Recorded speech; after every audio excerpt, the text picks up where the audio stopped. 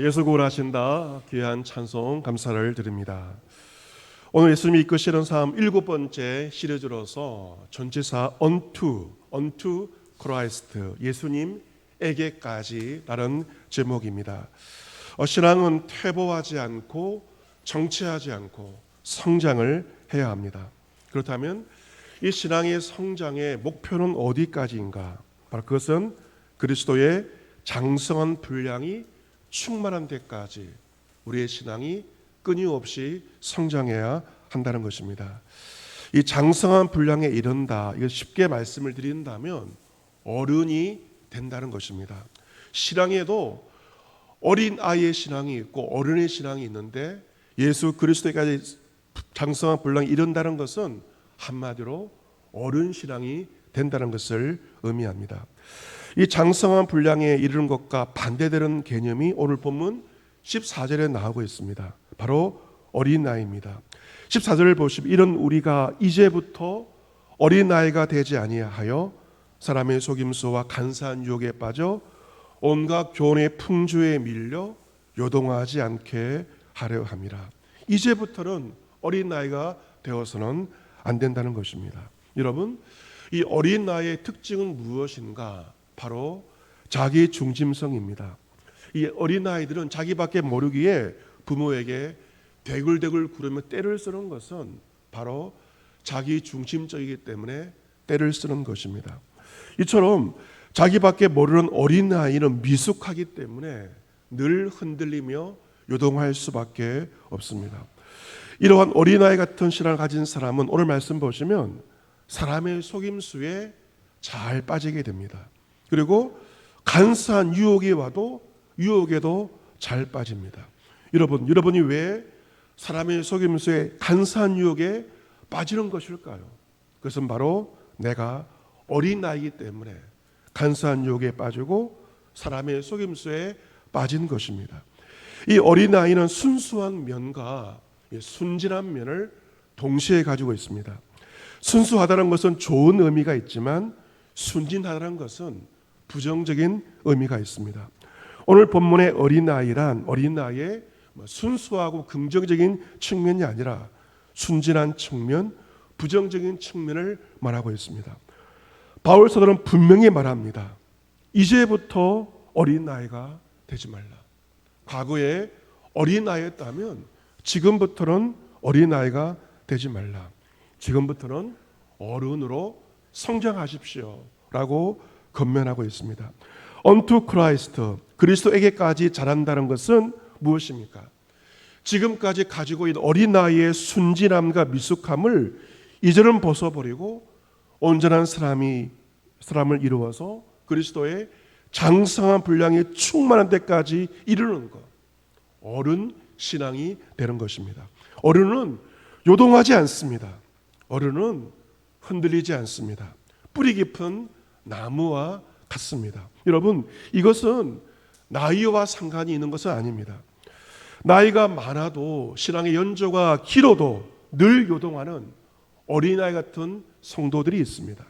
하지만 나이가 적어도 어른처럼 성숙한 성도도 있습니다.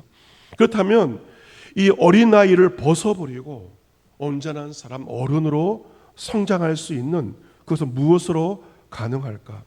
13절에 나와 있습니다. 13절의 비결인데요. 바로 하나님의 아들 예수를 믿고 예수를 아는 것을 통하여서 온전한 사람, 어른 같은 그리스도인이 된다는 것입니다. 그렇다면 예수를 믿고 예수를 안다는 것은 무엇일까? 그것이 바로 본문 15절에 나와 있는데 우리 15절 말씀을 같이 한번 크게 읽어보겠습니다. 15절 같이 읽습니다. 시작. 오직 사랑 안에서 참된 것을 하여 범사에 그에게까지 자랄지라. 그런 머리니 곧 그리스도라. 아멘.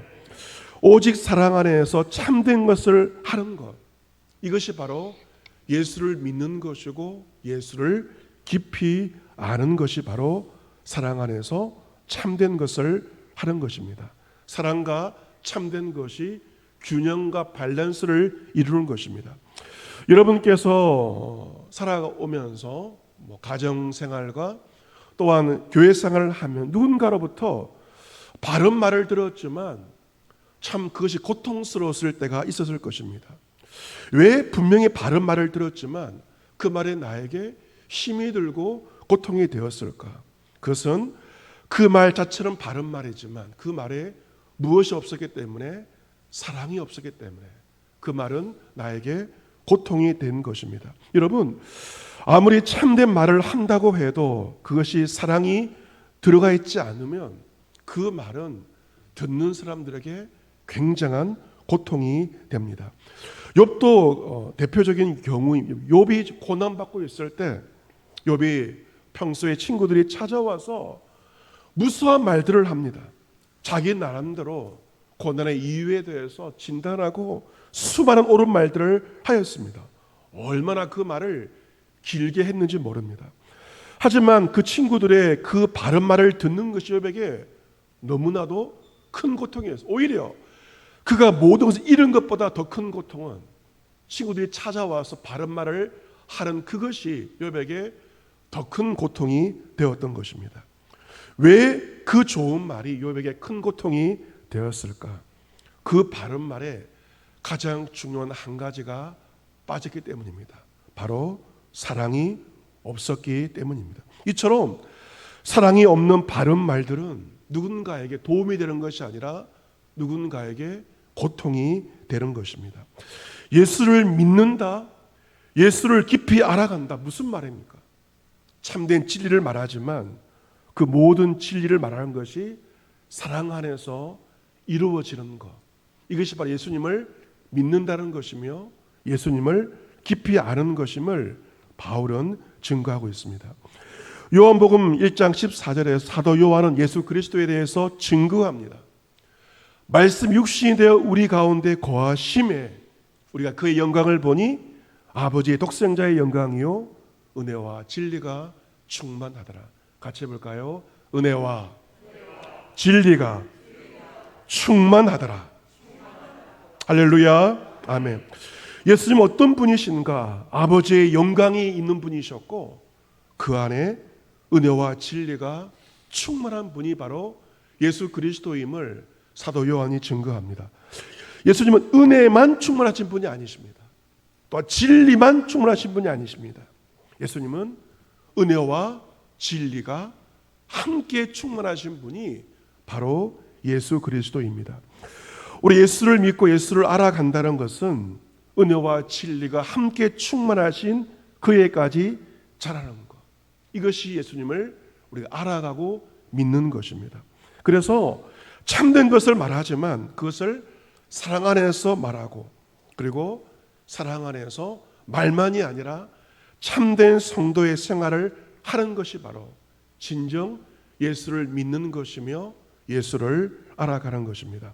따라서 여러분, 믿음 생활은 독불 장군이 아닙니다.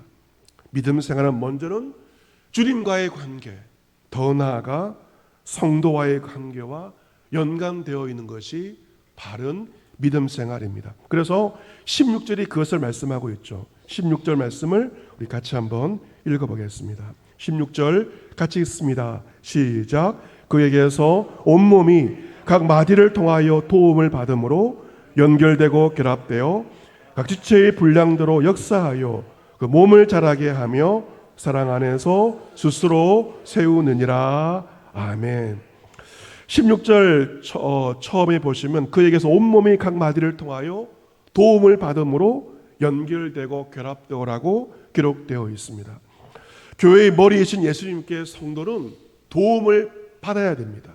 그리고 그 주님의 도우심 가운데 모든 성도들과 모든 지체들이 어떻게 됩니까? 연결되어지고 그리고 결합되어집니다. 모래알 같은 관계가 아닙니다. 연결되고 결합되는 유기체와 같은 그러한 관계, 이것이 바로 성도와의 관계입니다. 그 성도와의 연결과 결합은 바로 예수님의 도우심으로 말미암아, 머리이신 예수 그리스도로 말미암아 성도 한 사람 한 사람이 연결되고 결합되는 몸이 되고 유기체가 되는 것이죠. 그래서 이 믿음 생활은 바로 한마디로 말한다면 관계입니다. 먼저는 예수님과의 관계이며 동시에 성도와 사람과의 관계, 이것이 깊어지는 것이 바로 믿음이 좋아지는 것이라고 말할 수 있습니다. 그래서 각 지체의 분량대로 역사하여 그 몸을 자라게 한다라고 기록되어 있습니다. 여러분, 우리의 몸 인체에는 우리가 아는 것처럼 여러 지체, 백체라고 불려지는 얼마나 많은 기관들이 있습니까? 눈, 코, 입과 같이 눈에 보이는 기관도 있고 폐와 심장처럼 간처럼 보이지 않는 장기들도 있습니다.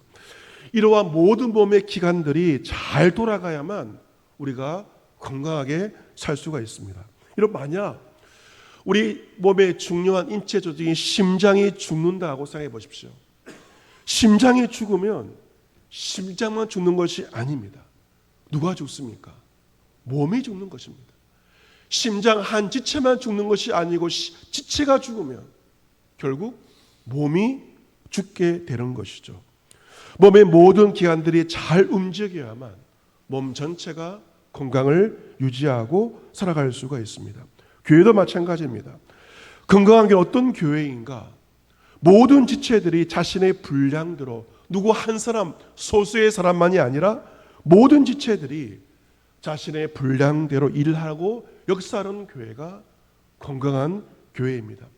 소수의 사람들이 부담스러워하는 것이 아니고 모든 지체들이 각자의 분량대로 일하는 교회가 바로 건강한 교회라고 말할 수가 있습니다. 남의 일에 간섭하지 않습니다. 자기의 일, 자기의 분량의 일을 맡아서 하는 교회가 건강한 교회입니다. 여러분에게 각자에게 부여된 직분이 있을 것이고 여러 가지 부여된 사명이 있을 것입니다. 장로로서, 안수집사로서, 권사로서, 또한 재직으로서, 성도로서, 또한 순장으로서, 교사와 성가대원으로서 나에게 부여된 그 일을 내가 잘 감당할 때 교회는 잘 돌아가며 자라게 되는 것입니다. 이처럼 각 지체의 분량대로 역사하는 교회가 성숙한 교회, 어른스러운 교회, 성장하는 교회라고 말씀하고 있습니다. 그런데 이 어른과 비슷하지만 어른과 구별되는 단어가 있습니다. 그것이 무엇일까요?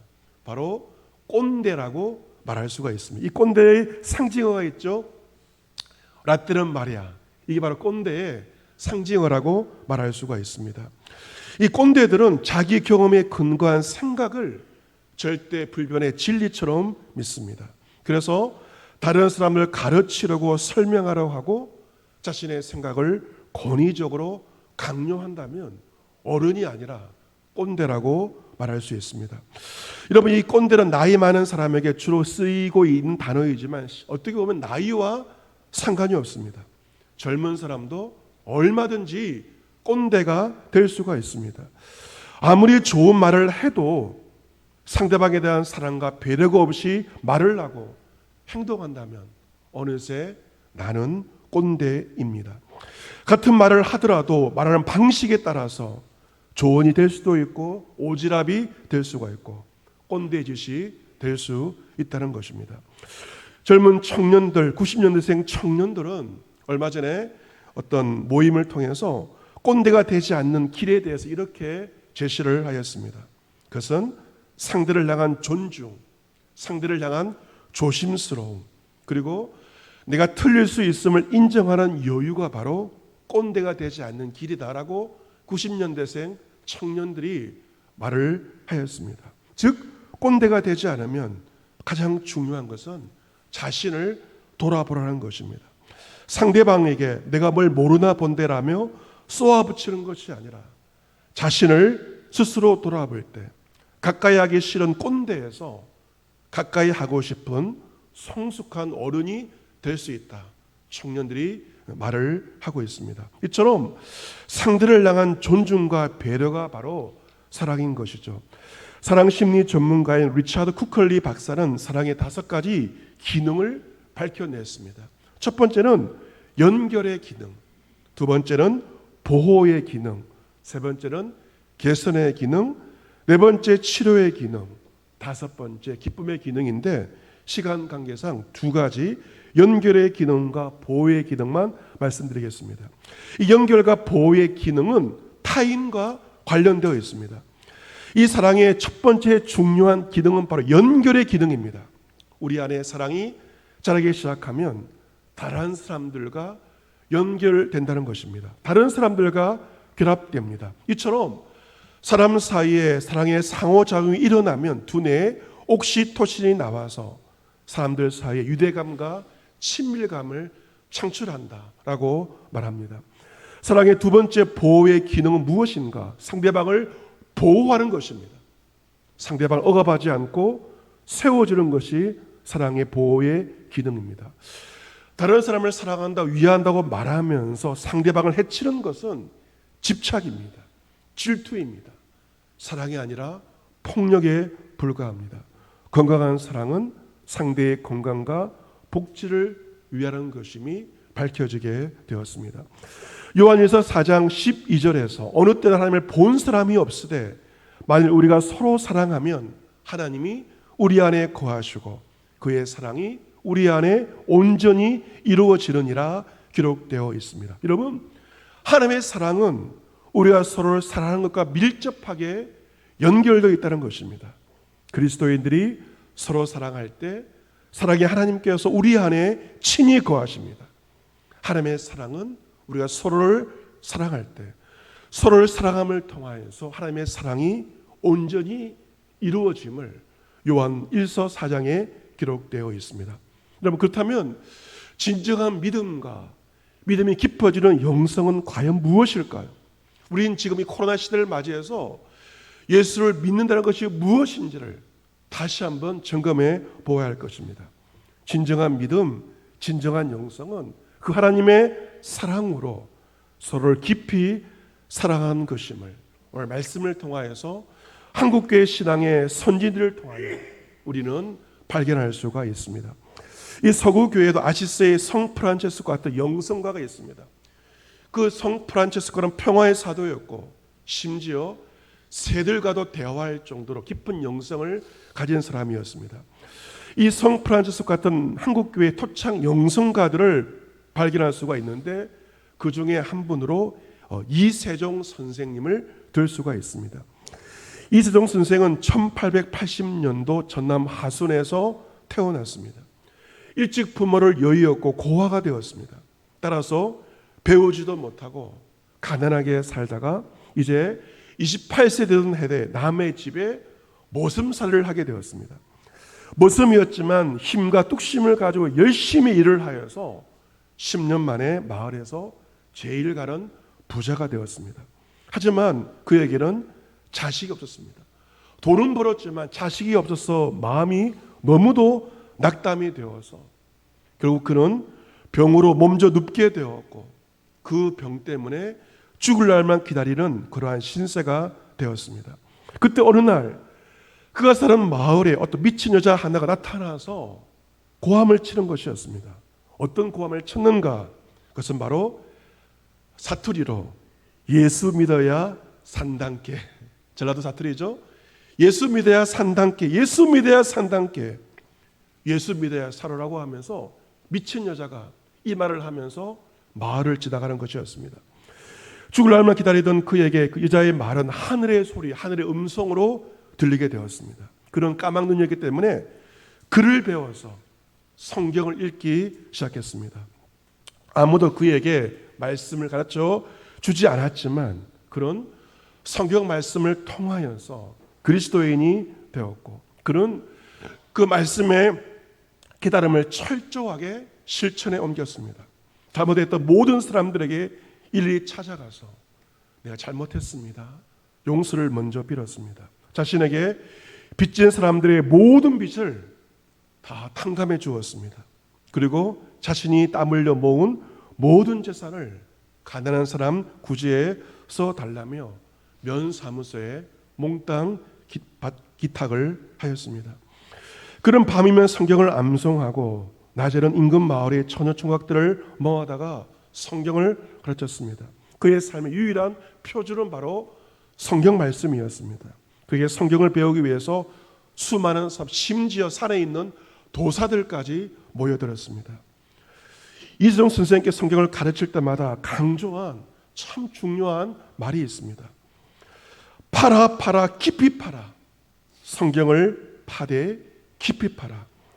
얕게 파면 너 죽는다. 어설프게 성경을 파면 의심밖에 나는 것이 없다. 뿌리도 깊이 팔수록 좋다. 깊이 파고 깊이 깨닫고 깊이 믿어라. 깊이 파고 깊이 깨닫고 깊이 믿어라. 이러한 예수 믿어야 산다께 이 진리를 깨달은 이재용 선생의 수제자가 바로 맨발의 성자로 불려졌던 이현필 선생입니다. 그런 이 스승의 영성을 공동체 영성으로 승화시켰, 사랑의 영성으로 승화시켰습니다. 해방 이후 1947년 이현필 선생의 가르침에 따라서 공동체 생활이 시작되었습니다. 그 전라도 지방 여수 반란 사건으로 생겨난 고아들, 떠도는 사람들을 모아서 고아원을 시작하였습니다.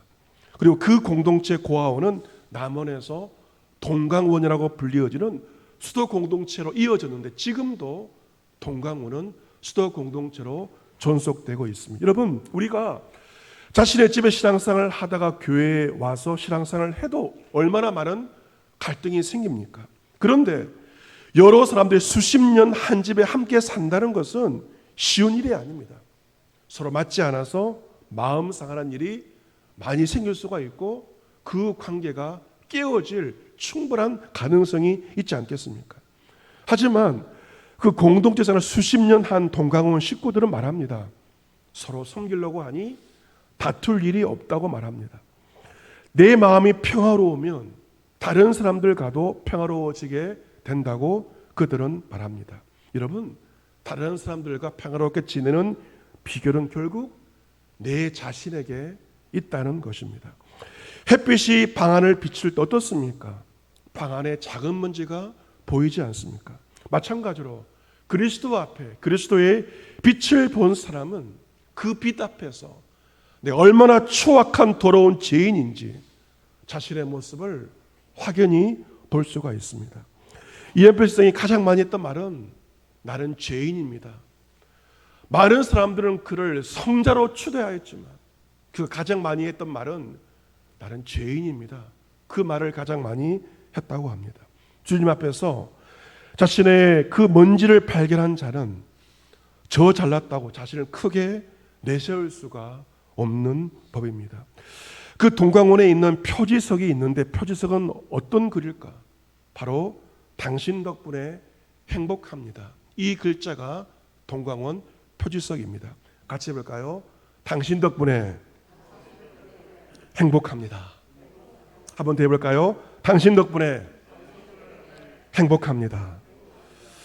아직도 당신 탓이다 이 원망을 하고 있다면 우리는 아직도 예수를 믿지만 한참 어린 나이에 불과합니다. 하지만 동강원 식구처럼 당신 덕분에 내가 행복함 이 말을 자연스럽게 할 수 있다면 나는 성숙한 어른이라고 말할 수 있을 것입니다. 사랑하는 성도 여러분, 예수를 믿는다, 예수를 안다 무엇일까요?